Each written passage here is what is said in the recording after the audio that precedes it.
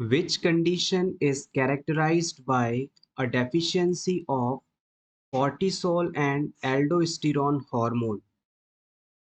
Cortisol और aldosterone hormone की कमी से कौन सी कंडीशन हो सकती है? Edison's disease, angina, asthma, cholera. Cortisol और एल्डोस्टेरोन ये दोनों हार्मोन हमारी एड्रिनल ग्लैंड द्वारा प्रोड्यूस किए जाते हैं। एड्रिनल ग्लैंड हमारी किडनीज के ऊपर पाई जाती है, इसलिए हम इसे सुप्रा रीनल ग्लैंड के नाम से भी जानते हैं। अगर ये अपने हार्मोन्स का प्रोडक्शन कम कर दे तो इसे हम एडिसन्स डिजीज के रूप में जानते हैं। Next question is which condition is associated with chipmunk faces due to parotid gland swelling? Parotid gland में स्वेलिंग किस डिजीज कंडीशन से संबंधित है जिसके होने पर चिपमंक फेसेस जैसी फाइंडिंग देखने को मिलती है? Cushing syndrome, chicken pox, bulimia या फिर मम्प्स?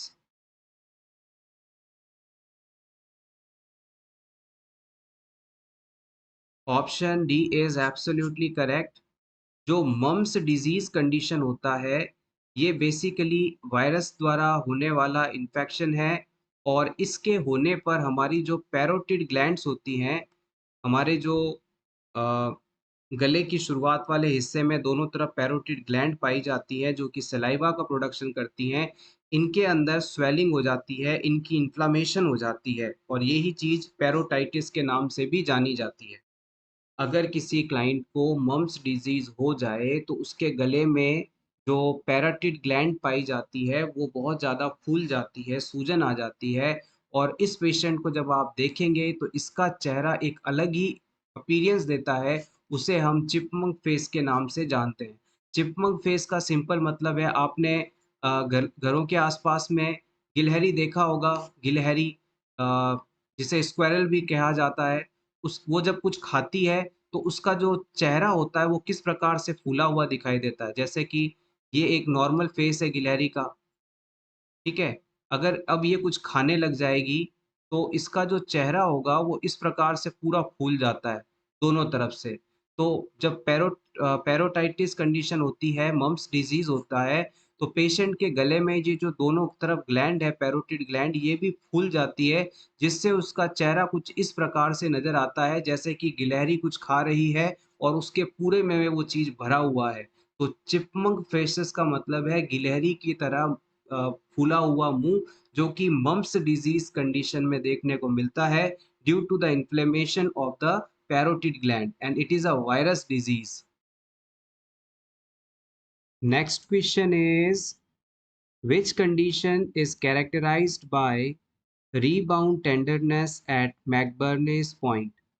मैकबर्नेस पॉइंट पर रीबाउंड टेंडरनेस का होना किस डिजीज कंडीशन में देखा जाता है? अपेंडिसाइटिस, अस्थमा, कैटरैक्ट या सीओपीडी?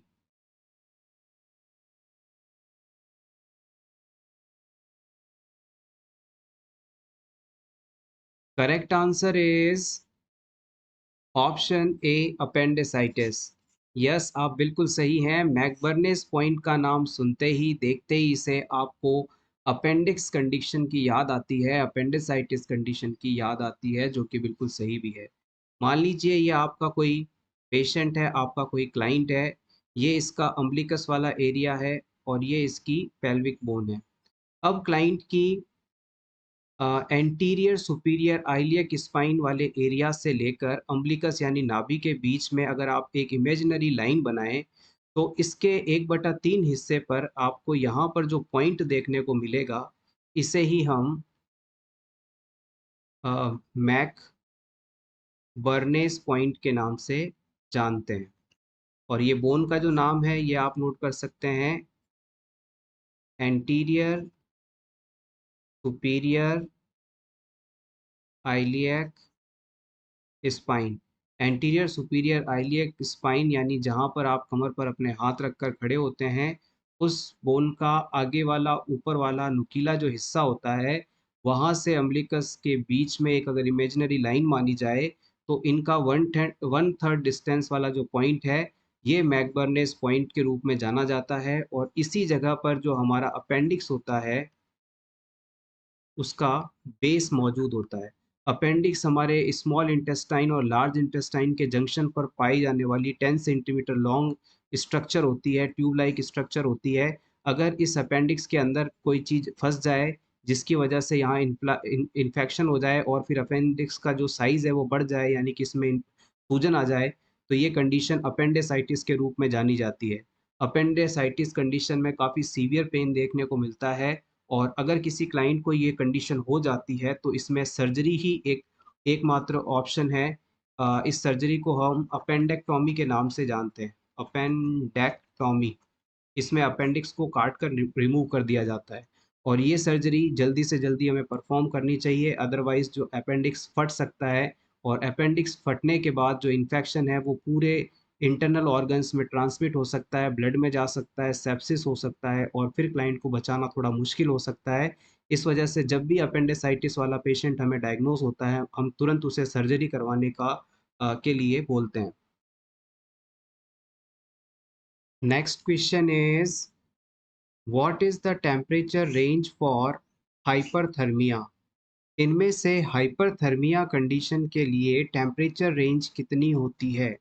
36 से 38, 38 से 39, 39 से 40 या फिर अबव 40 डिग्री?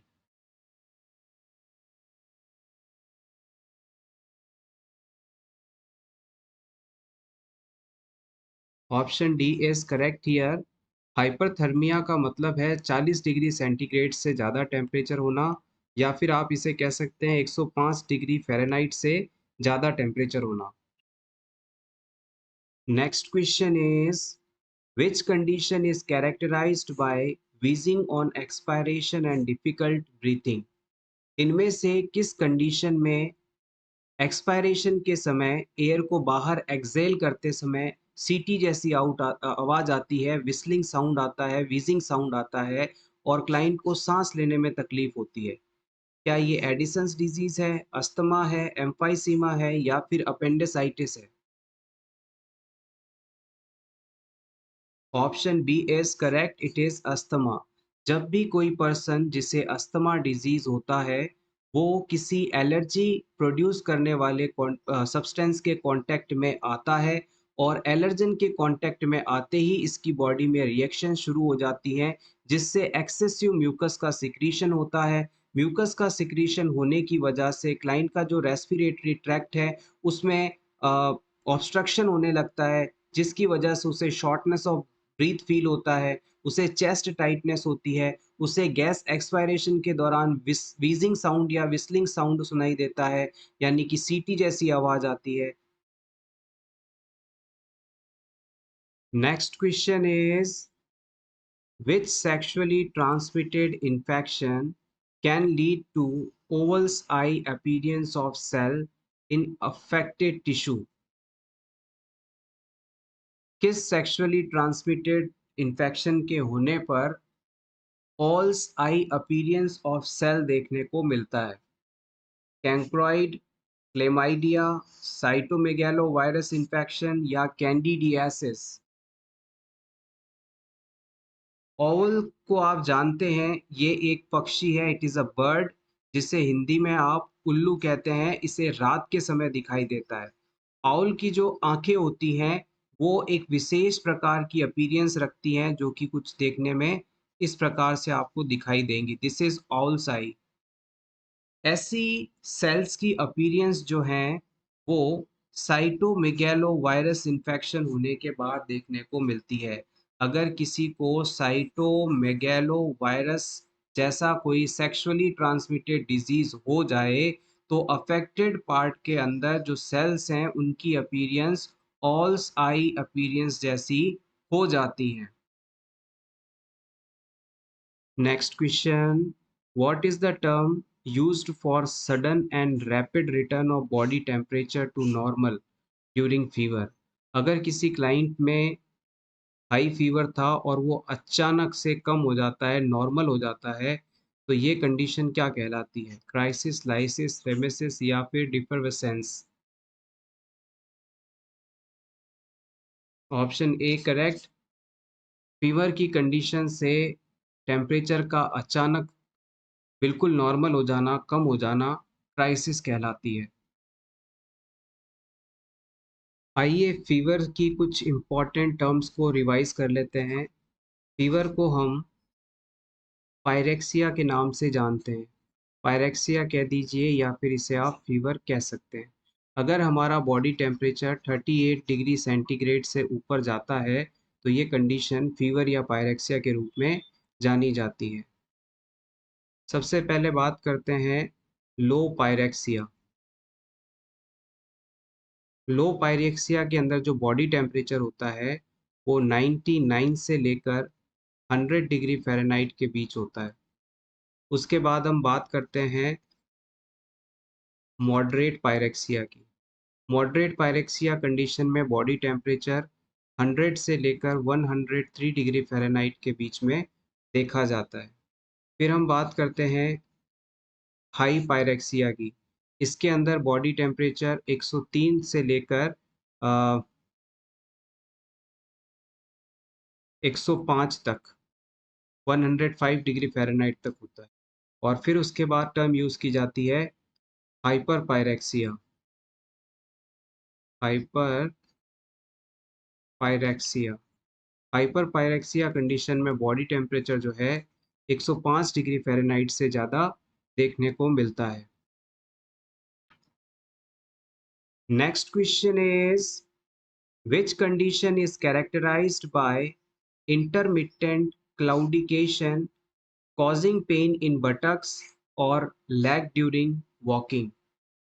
अगर किसी क्लाइंट को चलने पर पैरों में दर्द होने लग जाए, इंटरमिटेंट क्लाउडिकेशन कंडीशन हो, तो ये किस डिजीज को बताती है? Burgers disease, dengue, cholera, COPD?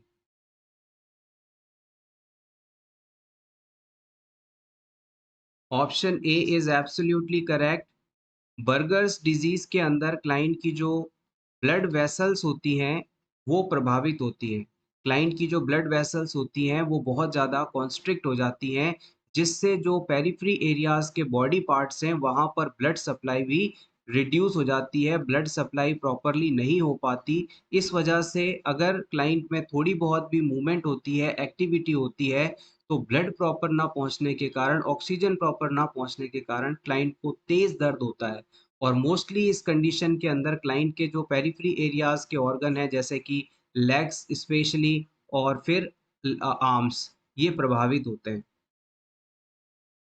Burger disease के पेशेंट्स को हम स्मोकिंग करने के लिए मना करते हैं क्योंकि स्मोकिंग की वजह से जो ब्लड वेसल्स हैं उनमें कॉन्स्ट्रिक्शन होता है और कॉन्स्ट्रिक्शन का ही ये डिजीज़ है, तो क्लाइंट में स्मोकिंग के बाद सिम्पटम्स और ज़्यादा सीवियर हो जाते हैं। Next question is which sign is used to assess for deep vein thrombosis?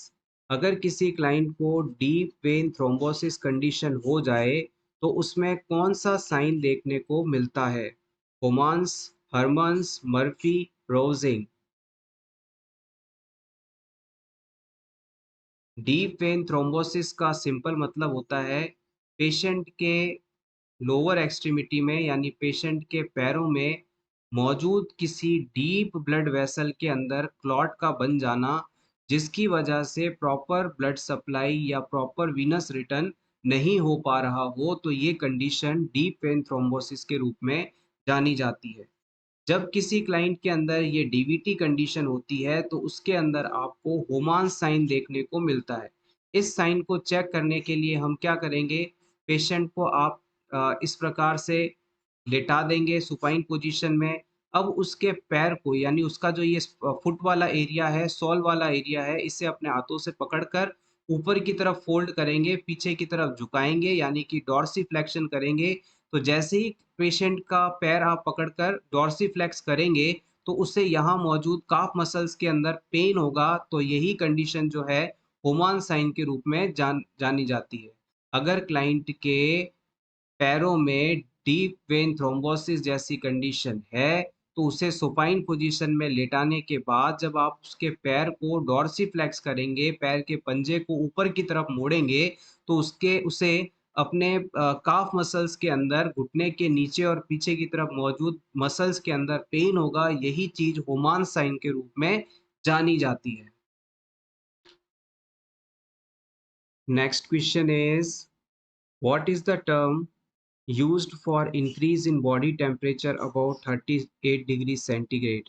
अगर 38 डिग्री सेंटीग्रेड से ज़्यादा बॉडी टेम्परेचर हो जाए तो आप इसे क्या कहेंगे? हाइपोथर्मिया, हाइपरथर्मिया, हाइपरटेंशन या फिर pyrexia? The correct answer is option D, it is called pyrexia. Pyrexia को कॉमनली हम फीवर के नाम से जानते हैं। Next question is which condition is characterized by excessive eating, binge eating, followed by purging or vomiting or using laxatives? Options are Down syndrome, bulimia, dengue या diabetes mellitus.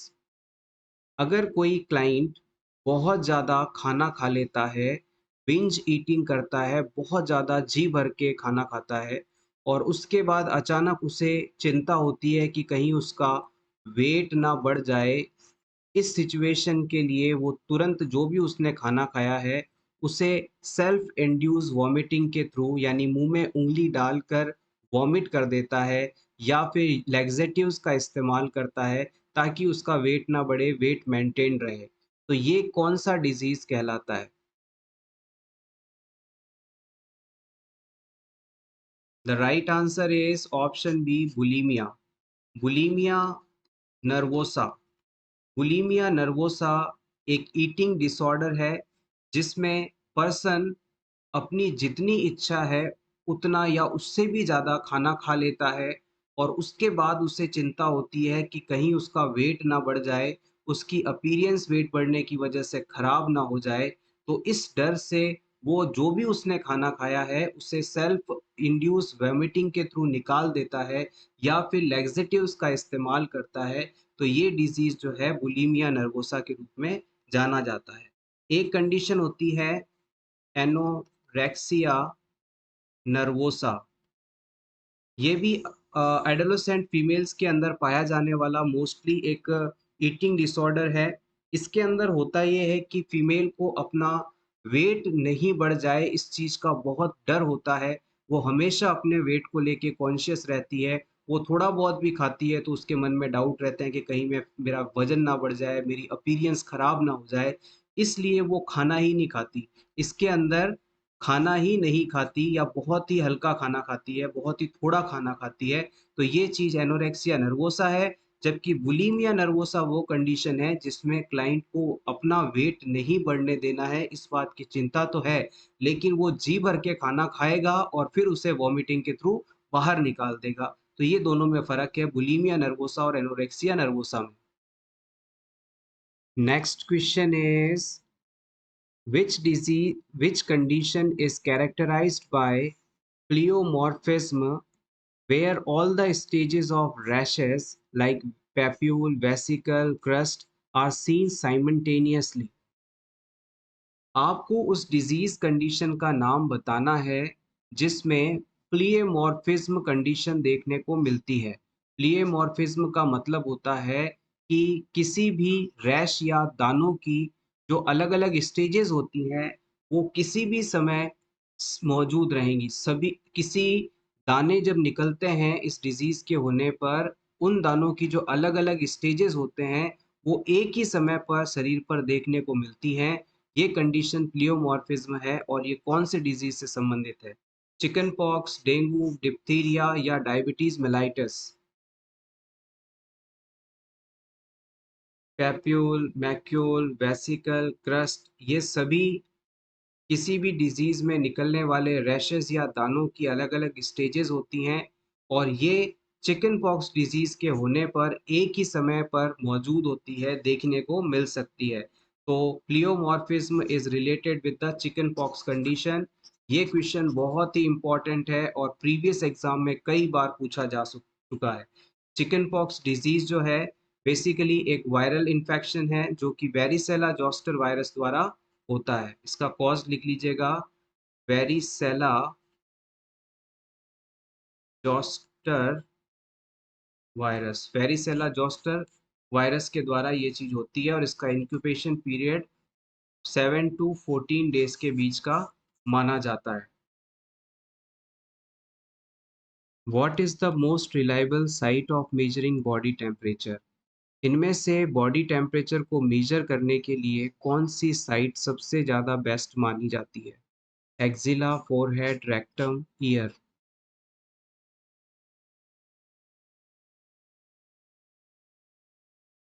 Option C is correct. Rectum area से लिया गया temperature rectum area से लिया गया temperature body के core temperature को बताता है, इसलिए हम इसे मोस्ट रिलायबल या एक्यूरेट टेम्परेचर मानते हैं। What is the temperature range of moderate pyrexia? इनमें से कितना बॉडी टेम्परेचर होने पर आप ये मानेंगे कि क्लाइंट को मॉडरेट पायरेक्सिया कंडीशन है? 36 से 38 डिग्री सेंटीग्रेड, 38 से 39, 39 से 40 या 40 से 41 degree centigrade.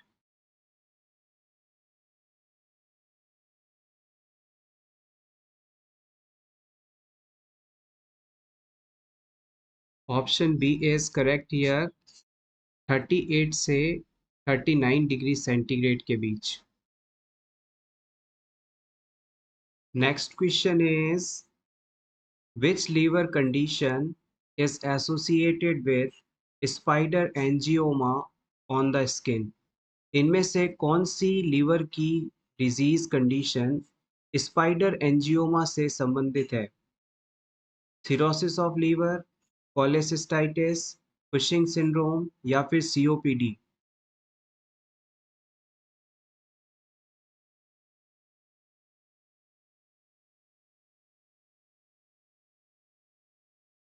Correct answer is option A, cirrhosis of liver. Liver के टिश्यूज का डैमेज हो जाना जिसके वजह से लीवर अपना फंक्शन प्रॉपरली परफॉर्म नहीं कर पाता, सिरोसिस ऑफ लीवर डिजीज कहलाता है और अल्कोहल इंटेक इसका बहुत बड़ा कारण माना जाता है।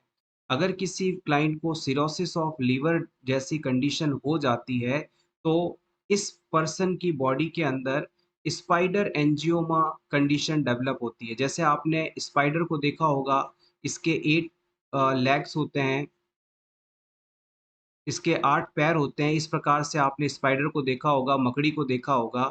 इसी तरह की कुछ अपीयरेंस स्किन पर अगर होने लग जाए, तो ये चीज़ स्पाइडर एंजियोमा के नाम से जानी जाती है। आपने स्पाइडर देखा है, मकड़ी देखी है, जिसके 8 लेग्स होते हैं, उसी प्रकार से अगर स्किन पर किसी जगह ब्लड वेसल्स के डायलेट होने की वजह से कुछ ऐसी अपीयरेंस बनने लगे, जो कि दिखने में एक स्पाइडर की तरह हो, तो ये चीज़ जो है स्पाइडर एंजियोमा के रूप में जानी जाती है। स्किन के जस्ट नीचे ब्लड वेसल्स के डायलेट होने की वजह से एक स्पाइडर लाइक अपीयरेंस बन जाती है रेड कलर की, इसे स्किन एंजियोमा कहते हैं और ये पेशेंट में लीवर कंडीशन से संबंधित साइन है, सिरोसिस ऑफ लीवर कंडीशन से संबंधित साइन है।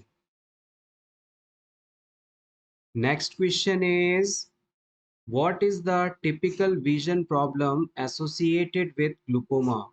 अगर क्लाइंट को ग्लूकोमा डिजीज कंडीशन हो जाए तो उसमें कौन सी विजन प्रॉब्लम देखने को मिलेगी?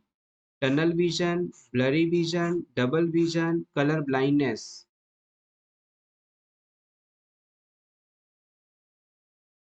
ग्लूकोमा डिजीज के अंदर आइस के अंदर इंट्रा ऑक्यूलर प्रेशर नॉर्मल से ज़्यादा होने लगता है, इंक्रीज हो जाता है। अगर नॉर्मल इंट्रा ऑक्यूलर प्रेशर आपसे पूछा जाए तो आप बता सकते हैं 10 से लेकर 21 mm ऑफ Hg के बीच। अगर हमारी आंखों में मौजूद फ्लूइड की मात्रा बढ़ने की वजह से अगर हमारे आंखों में प्रेशर बढ़ने लगेगा तो ये कंडीशन ग्लूकोमा कहलाती है। आंखों में प्रेशर बढ़ते ही जो हमारी ऑप्टिक नर्व है वो भी प्रेशर महसूस करने लगती है और एक लिमिटेड प्रेशर के बाद में हमारी जो ऑप्टिक नर्व है वो डैमेज हो जाती है और ऑप्टिक नर्व के डैमेज होने के बाद हमें दिखाई देना बंद हो जाता है, ब्लाइंडनेस हो जाती है। तो ग्लूकोमा डिजीज़ कहीं न कहीं ब्लाइंडनेस को कॉज़ कर सकता है। अब ये जब ग्लूकोमा डिजीज़ होती है तो इसके अंदर जो पेरिफेरल एरिया का विज़न है वो बिल्कुल लॉस होने लगता है, यानी कि व्यक्ति आस-पास की चीज़ों को सही देख नहीं पाता, जिस चीज़ पर वो फ़ोकस करता है सिर्फ़ वही उससे दिखाई देता है और ये विज़न का प्रकार टनल विज़न के नाम से जानी जाता है। जैसे कि आपने कभी किसी टनल में गए होंगे, किसी जो सुरंग होती है, टनल होता है, उसके अंदर गए होंगे, तो सुरंग के जब एक सिरे पर आप खड़े होकर दूसरे सिरे को देखेंगे, तो वहाँ पर जिस होल से लाइट आ रही है, सिर्फ़ वो होल दिखाई देगा, उसके अलावा सब जगह अंधेरा या काला-काला दिखाई देगा। तो पर्सन को भी वो जिस जगह फ़ोकस करता है, सिर्फ़ वही चीज़ क्लियर दिखाई देती है, आस-पास सा कुछ भी नहीं दिखता। ये चीज़ टनल विज़न है और अगर ऐसा किसी पेशेंट में है, तो उसमें ये ग्लूकोमा डिज़ीज़ के होने को बताता है। Next question, which thermometer was invented by Galileo Galilei? Galileo Galilei के द्वारा कौन सा थर्मामीटर डिस्कवर किया गया था? Mercury in glass thermometer, electronic thermometer, tympanic membrane thermometer या फिर disposable paper thermometer?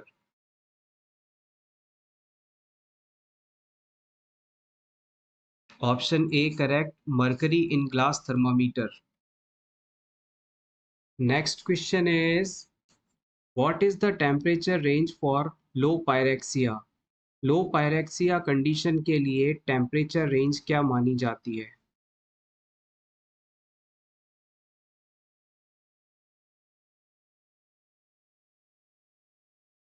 Option D is correct here. अगर किसी क्लाइंट में बॉडी टेम्परेचर 36 डिग्री सेंटीग्रेड से कम हो जाता है, तो इसे हम लो पायरेक्सिया के नाम से जानते हैं। Next question is, what is the characteristic sign of a positive psoas sign during physical examination? किसी क्लाइंट का फिजिकल एग्जामिनेशन कर रहे हैं आप और सॉस साइन चेक करना चाहते हैं, तो इस साइन को चेक करने के दौरान आपको कौन सी फाइंडिंग देखने को मिलेगी? Option A, pain from flexing the thigh to the hip. जब आप पेशेंट के पैर को कूल्हे के पास से मोड़ेंगे, हिप को फ्लेक्स करेंगे तो उसे दर्द होगा। Option B, pain in the right upper quadrant, patient को राइट अपर क्वाड्रेंट में पेन होगा। Option C, washer women's hand होंगे। ऑप्शन डी, बैरल चेस्ट होगा।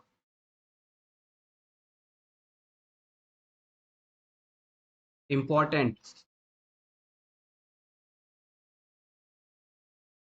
सॉस साइन जो होता है ये आपके अपेंडिसाइटिस कंडीशन के दौरान देखने को मिलता है।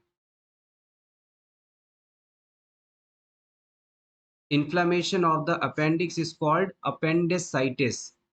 अब अपेंडिक्स वाले पेशेंट को जब आप लेटाकर उसके पैर को ऊपर की तरफ फोल्ड करते हैं, तो उसे अचानक right side of the abdomen में पेन होने लगता है। तो ये चीज़ जो है सॉस साइन के रूप में जानी जाती है। Option A is correct here. एक बार समझ लीजिएगा, जैसे मान लीजिए ये आपका पेशेंट है, ये उसका पैर है। आपने उसके पैर को यहाँ पर इस प्रकार से कूल्हे के पास से मोड़ा। तो जैसे ही पेशेंट का पैर आप ऊपर की तरफ इस तरफ मूवमेंट करेंगे, फ्लेक्स करेंगे, मोड़ेंगे, पेट की तरफ लेकर आएँगे, तो तुरंत उसे अपने राइट एब्डोमेन के अंदर जहाँ पर अपेंडिक्स होता है, उस जगह तेज़ दर्द होगा। ये चीज़ सॉस साइन के रूप में जानी जाती है और ये अपेंडिक्स के पेशेंट में देखने को मिलती है।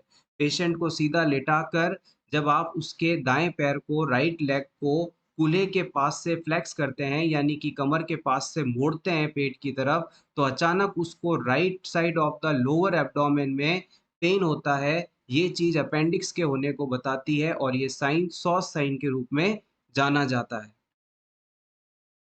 Next question is, what is the typical symptom of gastroesophageal reflux disease? Gastroesophageal reflux disease में कौन से सिम्पटम टिपिकली देखने को मिलते हैं? Barrel chest, heartburn, polyuria, psoas sign?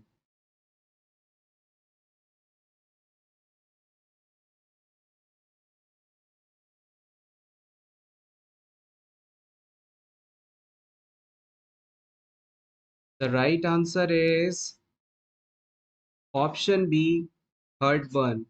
Gastro-oesophageal reflex disease के अंदर जब आप कोई फूड सब्सटेंस खाते हैं तो ये फूड आपके स्टमक में पहुंचने के बाद कुछ समय बाद अचानक से वापस ईसोफेगस की तरफ अपवर्ड मूव करता है। तो ये चीज़ जो है गैस्ट्रोइसोफेजियल रिफ्लेक्स डिजीज के रूप में जाना जाता है।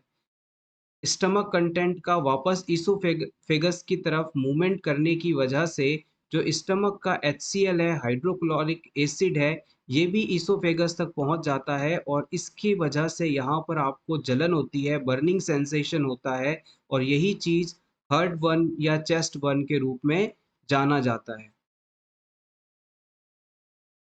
Next question, which of the following is not a common site for measuring body temperature? Body temperature को मेजर करने के लिए कॉमन साइट कौन सी नहीं है, ये आपको बताना है। ईयर, रेक्टम, आर्मपिट या फिर माउथ।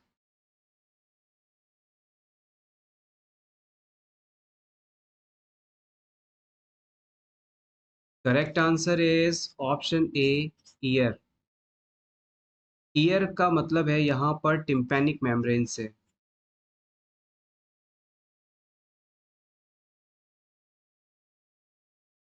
टिम्पैनिक मेम्ब्रेन या ईयर से हम टेम्परेचर नोट तो कर सकते हैं, लेकिन ये इतना कॉमनली इस्तेमाल किया जाने वाला साइट नहीं है जितना कि रेक्टम, एक्जिला या ओरल रूट को किया जाता है। Next question is what sign is elicited by palpating the left lower quadrant of abdomen causing pain in right lower quadrant of abdomen? आपको उस साइन का नाम बताना है जिसमें पेशेंट के लेफ्ट लोअर क्वाड्रेंट को दबाने पर राइट लोअर क्वाड्रेंट में पेन होता है। जैसे कि मान लीजिए ये आपका पेशेंट है, इस पेशेंट में आप अगर लेफ्ट लोअर क्वाड्रेंट एरिया को दबाते हैं, इस जगह पर टच करते हैं, पाल्पेट करते हैं, तो क्लाइंट को राइट लोअर एब्डोमेन में पेन होता है। तो ये चीज़ क्या कहलाती है?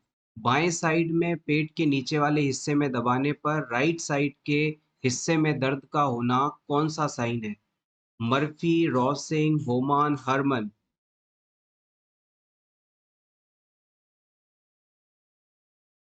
Correct answer is option B, Rovsing signs. Appendicitis condition के अंदर अपेंडिसाइटिस कंडीशन के अंदर पेशेंट में रोजिंग साइन देखने को मिलता है। जब असेसमेंट के दौरान आप पेशेंट के left lower quadrant of abdomen को दबाते हैं तो उसे राइट साइड में दर्द होने लगता है। Next question is which sexually transmitted infection is known for causing white cheesy vaginal discharge in females?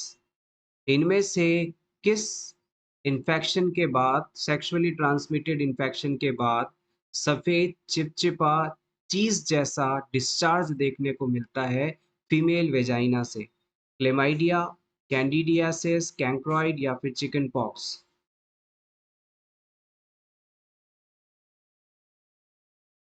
Option B is correct here. Candidiasis basically एक फंगल इन्फेक्शन है जो कि यीस्ट के द्वारा होता है और इस यीस्ट का नाम है कैंडिडा। इसे आप कैंडिडा ऑल्बिकन्स के नाम से भी जानते हैं, कैंडिडा ऑल्बिकेंस। कैंडिडा ऑल्बिकेंस के जो कि कैंडिडा ऑल्बिकन्स जो कि एक यीस्ट है, एक फंगस है, इसके द्वारा इन्फेक्शन होना कैंडिडियासिस कहलाता है। इस इन्फेक्शन के बाद वुमेन की वेजाइना से वाइट चीजी सब्सटेंस का डिस्चार्ज देखने को मिलता है। Next question is what is the common site of measuring temperature in children? बच्चों में टेम्परेचर नोट करने के लिए मोस्ट कॉमन साइट कौन सी मानी जाती है? Option A, axilla, B, oral, C, rectum, D, forehead.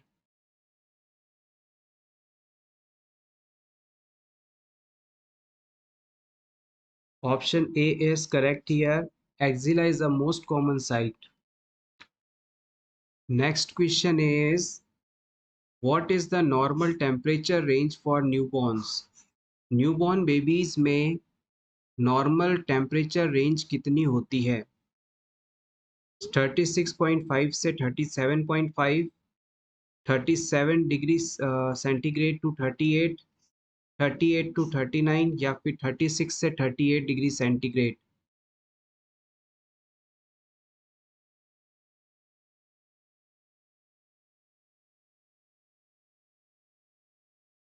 The correct answer is option A.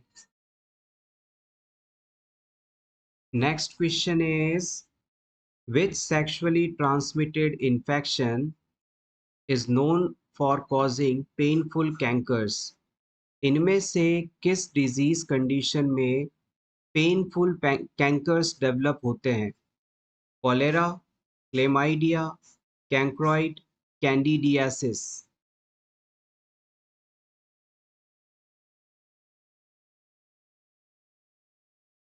अगर किसी पर्सन को सेक्सुअली ट्रांसमिटेड डिजीज या सेक्सुअली ट्रांसमिटेड इन्फेक्शन हो जाए, स्पेशली हीमोफिलस डुक्राई नाम के बैक्टीरिया से, Haemophilus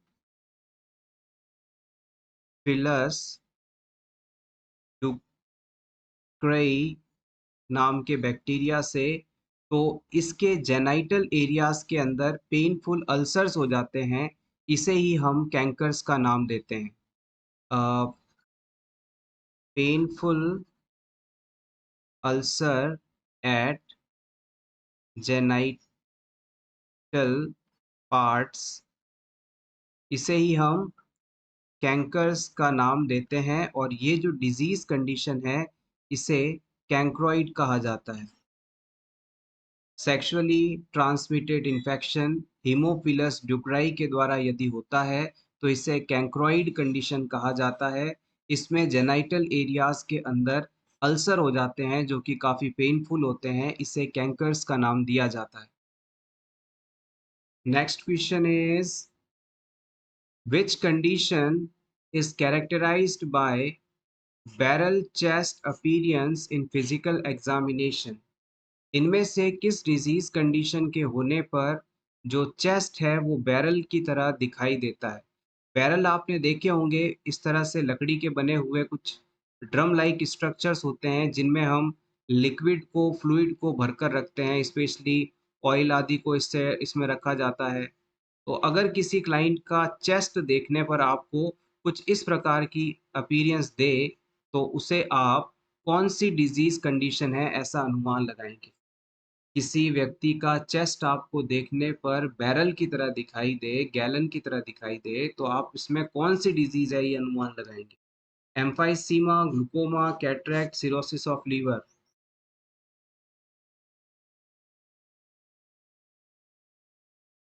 correct answer is option A. अगर हमारे फेफड़ों में मौजूद, लंग्स के अंदर मौजूद जो एल्विलाइज होते हैं, एयर सैक्स होते हैं, छोटी छोटी वायु कुपिकाएं होती हैं, अगर वो परमानेंटली डैमेज हो जाएं तो इनकी वजह से जो पर्सन के अंदर डिजीज कंडीशन होगी उसे एम्फाइसीमा कहा जाएगा और इसके कारण पर्सन का जो चेस्ट है वो बैरल शेप्ड दिखाई देगा। एम्फाइसीमा बेसिकली एक सीओपीडी डिजीज का ही टाइप है, क्रॉनिक ऑब्स्ट्रक्टिव पल्मोनरी डिजीज का ही एक प्रकार है। Next question is what is the normal variation in body temperature? ज़्यादातर नॉर्मल बॉडी टेम्परेचर की रेंज क्या देखने को मिलती है, क्या वेरिएशन देखने को मिलता है? 36 से 38, 35 से 37, 37 से 39 या फिर 34 से 36?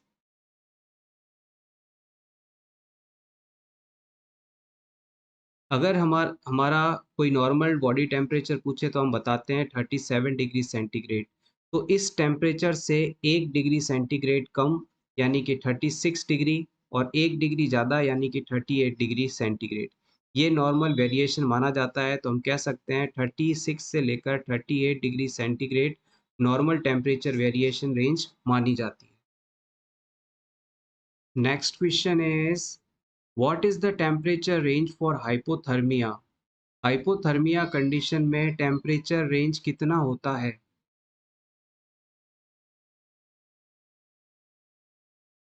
Option C correct, below 36 degree centigrade. Next question is which condition is associated with the raccoon eyes and battle sign? raccoon eyes और battle sign किस डिजीज कंडीशन में देखने को मिलते हैं? डेंगू में, जेनाइटल वार्ड्स में, बेसिलर स्कल फ्रैक्चर में या फिर ग्लूकोमा में?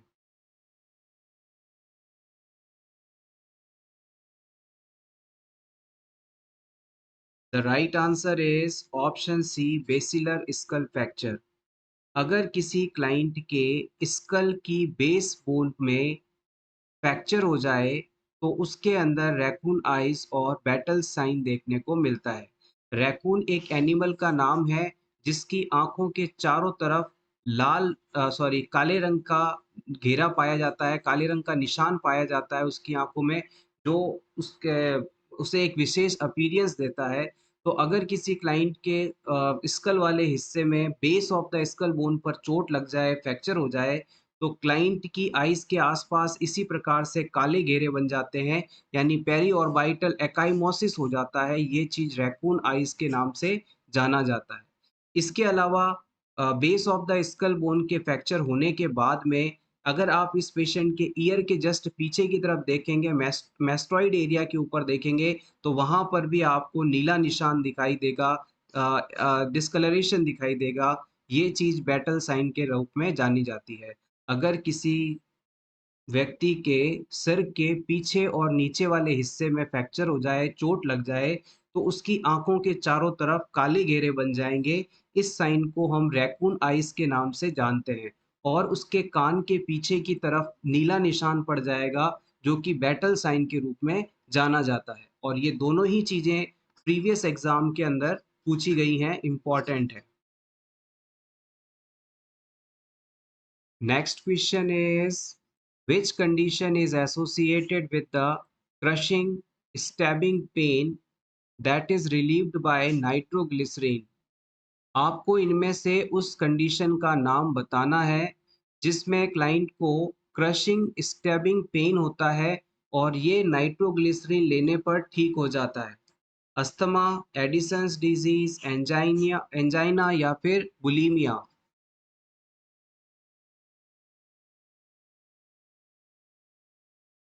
Option C is correct here. अगर हमारे हार्ट तक पर्याप्त मात्रा में ब्लड सप्लाई नहीं पहुंच पाती है, सफिशिएंट अमाउंट में ब्लड सप्लाई नहीं पहुंच पाती है, तो इसकी वजह से हार्ट सेल्स में इंफ्राक्शन जैसी कंडीशन डेवलप हो सकती है। और इसके डेवलपमेंट के दौरान क्लाइंट को क्रशिंग और स्टैबिंग जैसे पेन फील करने पड़ते हैं, महसूस करने होते हैं। यही चीज एंजाइना पेक्टोरिस के नाम से जानी जाती है, एंजाइना पेक्टोरिस के नाम से जानी जाती है। और इन पेशेंट्स को जब आप नाइट्रोग्लिसरीन सबलिंगुअल रूट से देते हैं, तो तुरंत इसके इफेक्ट की वजह से वैसोडाइलेशन होता है और हार्ट तक प्रॉपर ब्लड सप्लाई पहुंचने लगती है, जिससे क्लाइंट में हो रहा crushing, stabbing, chest pain relieve हो जाता है। Next question is which type of fever occurs every second day with a 24 hours periodicity?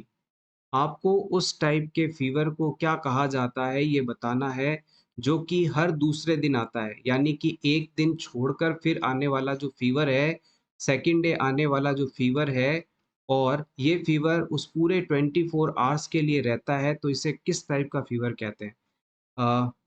Tertian, क्वार्टन, remitting या फिर quotidian?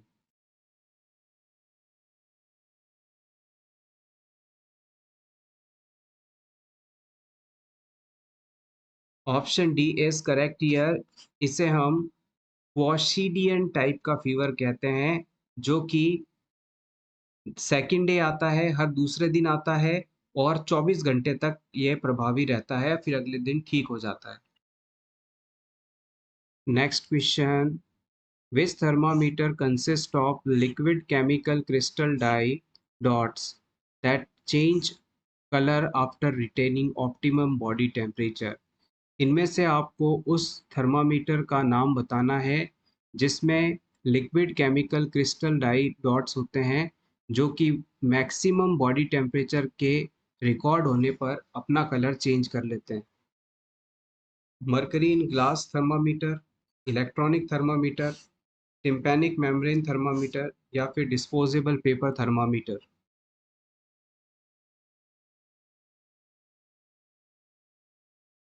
Option D is correct here. Disposable paper thermometer में liquid chemical crystal diodes होते हैं जो कि बॉडी टेम्परेचर को record करने के बाद अपना कलर बदल लेते हैं।